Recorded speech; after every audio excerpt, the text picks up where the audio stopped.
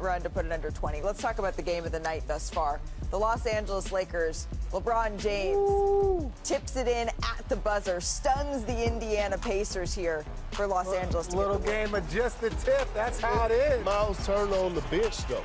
Your center is on the bench. And yet, he's able to get it to go. And with that, LeBron James, Richard. With that, LeBron James now has 8 game winners, buzzer beaters of his career. He ISO Joe. You better tell him about Joe. You better tell him. ISO Joe. He was different. He is tied with that tip in. We were all watching that game together. What stood out to you down the stretch here, Perk? Well, I just think the trust that they have in the others, right? Like Rui Hachimura, 2 big 3-point shots. Yep. Austin Reeves still been able to thrive playing alongside LeBron and Luka again. He is going to be the key if they're going to make a deep run in the playoffs. And again, LeBron James, he talked about it after the game. What greats do. It may not be my night to go out there and get 25 or 30. Yeah. But I'm so good that I could impact the game in so many ways. Like go and get a tip in for the game winner, attacking the offensive glass. You listening, Rick Pitino? Are you listening, Rick Pitino? You don't have your best player on the bench and send messages. You put them in a position to do something even if it's late. But I want to talk about their defense. That's what they had been hanging their hat on. Yeah, they have great offensive players. They have amazing offensive talent, but they've been hanging their hat on their defense really since the first of the year. But there's just certain plays that you look at late game that they need better. Watch this. When Perk said it, blow-bys. That's an absolute blow-by for Luka. We're not questioning his greatness. We're questioning his defense. Again, that one was a foul. There was a play on the left wing. There was a play on the left wing that was even more egregious before that, the second one. And I say that to say is that that's going to be the next step. If they're truly going to make it run, it won't be Luka going 30, 10, and 10. It will be because his defense stepped up. And the reason I'm so hard on Luka is because when you look at the other young superstars, Tatum, Anthony Edwards, all those guys take pride in sliding those puppies. Now, I know they're more athletic than Luka, but damn, just the effort. The Lakers snap a 3. I say it all the time. I'm going to say it again.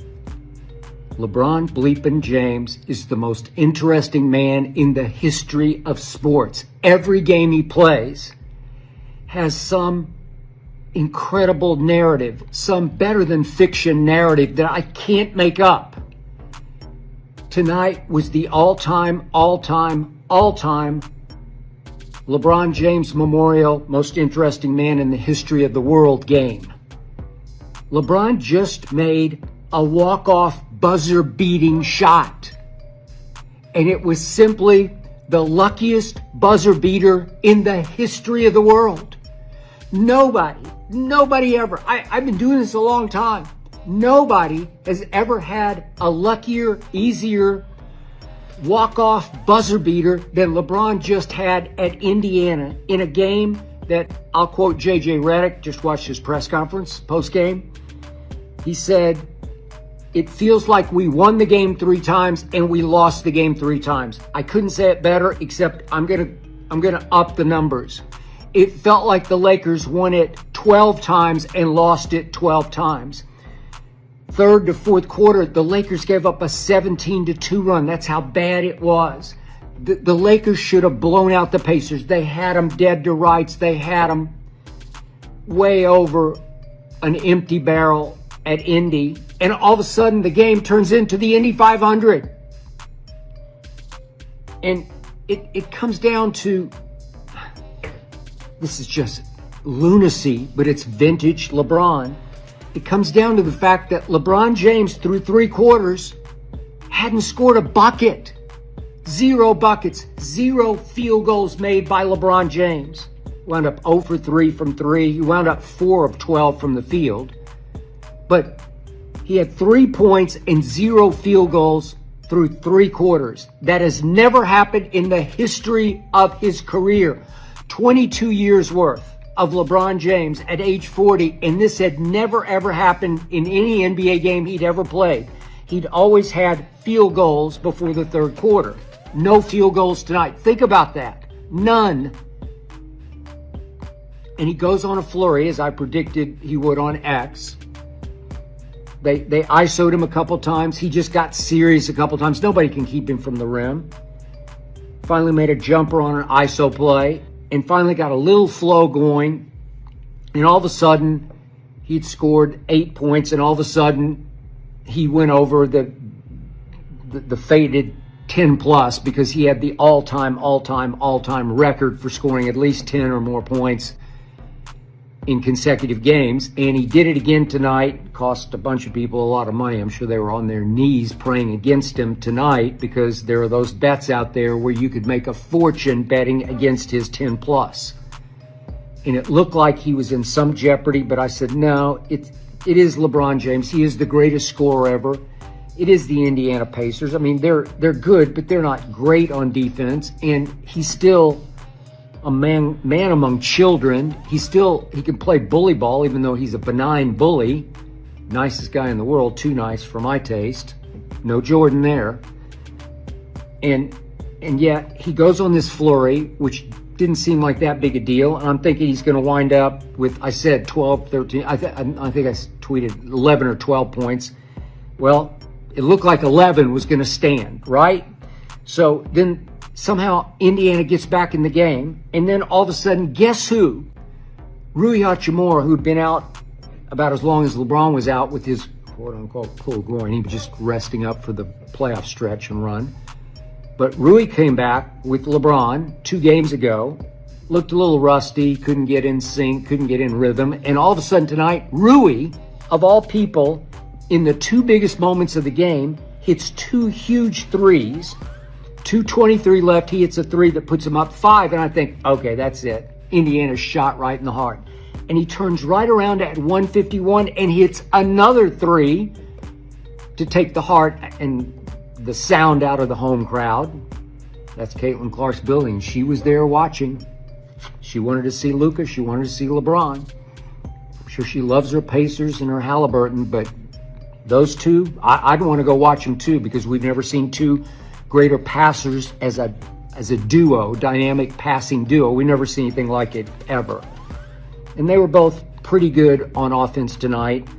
But LeBron obviously spent a lot of his energy on the defensive end because they needed to lock down because they'd given up 146 on Saturday night at home to Chicago and turned right around and lost, just got blown out in the 4th quarter at Orlando. So this was kind of a big deal tonight. Wouldn't have been the end of the world, but kind of a big deal to just feel a little better about who you are and what you can do in the Western Conference. Because you're looking way up on the top of the mountain at my Oklahoma City Thunder, who are having simply the greatest year in the history of the National Basketball Association.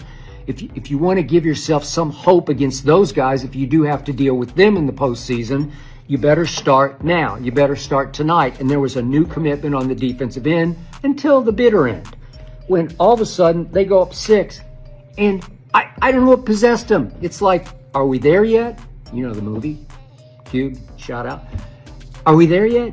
Are we there yet? Is that it? Are you guys going to quit now? No, they're not going to quit because all of a sudden Nembhard slithers through and just gets a wide open layup. They're up 6, and all of a sudden you're up 4. And then all of a sudden Halliburton just slithers through a double team, and the Lakers just olay him, just let him go to the basket and lay it in right-handed off the glass. And I'm thinking, uh-oh. And then there's a terrible possession in which Luka drives to the basket. Help me out. Laker Nation, am I lying? I'm dying if I'm lying. Luka drives to the basket. I think he just got one guy to beat, and it's free throws at the very worst. And usually he just does some wizardry and makes the guy look like a fool. And at the last second, he's right at the rim and looks like he's got the advantage at the rim. He is 6 feet 7 inches tall and weighs like 250 pounds. And he can freight train just like LeBron. Underrated strength and girth and physicality from Luka. And at the last second, he kicks it out. And I'm like, what are you doing? What, are you trying to get LeBron an easy basket here? And they kind of hot potato the ball around, and Austin Reeves throws it out of bounds. So I'm thinking, what are you guys doing? All of a sudden, Halliburton comes down and makes a crazy floater, and Luka fouls him, and it's and 1, and the Pacers are ahead. They're ahead? How? That's impossible. 42 seconds left. And then finally, the Lakers, they cough it up again, and it goes back down, and they played great defense on the final Pacers possession. Really great lockdown, team connected, physical, urgent, devoted defense. It's what they wanted to do in this game, and you got to see it on one key possession, and Mathurin had to just jack up a three. And again, they're up a point at this point if he makes it, but it's a jack shot, and it's got little to no chance. And all of a sudden, the Lakers got the rebound, and to J.J. Redick's credit, and he took credit for it in his postgame, he let him play. And he said, hey, Indy's in scramble mode on defense. I'm just going to listen. You got LeBron James and Luka Doncic and Austin Reeves, who, by the way, was undrafted and plays like an all-star opposite those two all-timers. He scored 24 tonight. Luka had 34 and was 6 of 7 for 3. His hot streak continues from 3. But if you got those guys cooking on offense, just let them play. They'll figure it out. Somebody's going to figure it out. You want to talk about high IQ. No team in the history of basketball has had higher IQ in the backcourt than these Lakers. In the history of basketball. It's like they have, I've said, 2 Magics on the floor. But they actually have 2.5 Magics, because I'm going to give Austin Reeves kind of a half a Magic. He's that smart. He's that talented. He's that skilled with the basketball. You see him bringing the ball up against Mathurin? You can't bother him. What a handle he has. So you just let him play. And the ball goes, it swings to LeBron over sort of in the corner. And Luka's saying, here, you do this. You go. And LeBron says, no, I don't want it. Hot potatoes it back out to Luka. LeBron wanted no part of it, and he went quiet in the fourth quarter after the flurry. So at this point, he had scored 8 points pretty quickly. He can flurry like nobody can flurry in the history of this game. So he had already flurried himself out, and he looked a little gassed and also a little gun-shy. He was 0 for 3 from 3. He didn't want to do that. He just said, nope, it's not my night. I don't have it. You guys do it. And it swings right back to the top. He threw it all the way back out to Luka, who has to make a move. Now it's 5, 4, 3, 2, 1. And he drives down the lane. And actually, as he always does, he created pretty great space. And he makes a shot. Didn't make it, but he took a shot that is just a touch short. Hits the front of the rim. Back iron. Little glass, back to the front of the rim, and trickles off. And guess who's left all alone at the rim for a tip-in? LeBron bleeping James is uncovered at the rim. Nobody blocks him out. And now I'm going to get to Jarace Walker. Maybe you don't know him. I barely know him. I just know him from Houston because he was a good player at Houston. He was the 8th overall pick, got traded to Indy on draft night. Sort of languished last year because he just couldn't get on the floor as they went to the Eastern Conference Finals. And he is a defensive specialist. So before the last sequence, which surprised me because I don't know why. I don't get it, but I love Rick Carlisle, so I'm not going to condemn him for this. But somehow he had taken out Tyrese Halliburton and put in Jarace Walker, who played 8 total minutes. Scored 5 points in 8 minutes. So I don't think it was an offense. I think it was a defensive move. I guess he liked his bigger body on LeBron. I don't know. I don't know why he was in the game. And frankly, Jarace Walker didn't know why he was in the game. Because if you look at it again, if you got it on tape, if you see it on the highlight show, look at it. I'm pretty sure Jarace Walker is supposed to screen LeBron on the Luka drive. Luka bangs into Nimhard, and there's a lot of contact. He's not going to get that call. He can beg his ass off. He's not going to get that call. There was a lot of banging contact, maybe offense, maybe no call. But the ball just trickles off the front, and you can look. Number 5, Jarace Walker, is just. I don't know what he's doing. He's behind LeBron, and he seems shell-shocked. Oh my God! I didn't screen him. And LeBron is standing flat-footed and gets to just barely jump and tip the ball at just just a split second before the buzzer, just tip it back over the rim. And he did a nice job of timing his jump, making sure the ball left the rim, which he would do. He's the highest IQ in basketball, highest this side of Magic. I don't know, Bird was up there too. Stockton was pretty good too, but high IQ. And he gets to tip it in. I didn't know if he'd beaten the buzzer, but he did. Split second, beat the buzzer. LeBron bleeping James made a walk-off shot, and it was the simplest, easiest, dumbest walk-off shot allowed ever. You just let LeBron James at 6'9" just stand flat-footed. There's just nobody around. Nobody's around. You just let him tip it in. Way to go, LeBron. So there was no clutch gene involved because you don't really need a clutch gene. I guess he could have missed it. If he'd missed it, nobody would have condemned him for it because you could say, well, it was a tough tip or whatever. No, it wasn't. Big hands, dunker's hands. You just go back and just ease it back over the rim, and he did. I don't know, I guess there's a tiny bit of clutchness involved. I'm going to give you that, LeBron, because you did make a walk-off. You try to make walk-offs from 30 feet, and I keep saying, just attack the basket. Well, this didn't even require the ambidexterity of left-hand, right-hand basket. It didn't require you getting fouled and having to go to the free throw line and close your eyes because you'd have to make 2 to win and 1 just to tie.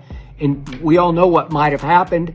You might have LeBrick 2 free throws on national TV, live on ESPN. You might have LeBrick 2 free throws to lose the game. Instead, you got a little putback, just a little tippity-tappity in. Way to go, LeBron. The basketball gods loved you tonight. They didn't love you for a while, but after you